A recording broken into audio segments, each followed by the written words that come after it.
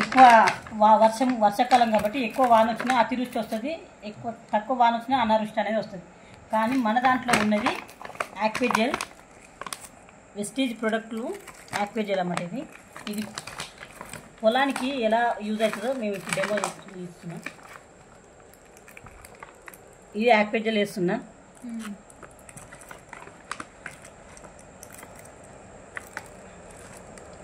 ఇది ఏంటంటే ఒక ఎకరానికి ఒక ప్యాకెట్ వేసుకోవచ్చు. దీని ఎంఆర్పి రేట్ వచ్చి 2200, డిపి ప్రైస్ వచ్చేసి 1800.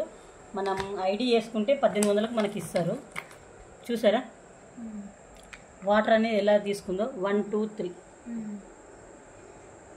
ఇట్లా అబ్జర్వేషన్ చేసుకుని మన్ను చూడండి మేడం. మన్ను చూడండి, ఈ మన్ను ఆ మన్ను తేడా చూడండి. మొత్తం ఇట్లా అయిపోయింది.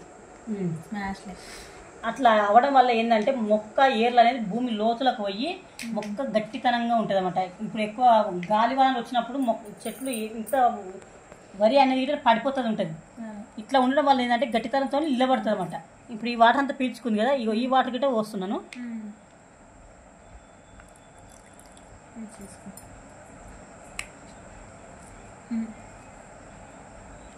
మన్ను గిట్ట చాలా తేడా అయిపోతుంది మేడం. భూమి గిట్ట గుల్లగా అయిపోతుంది.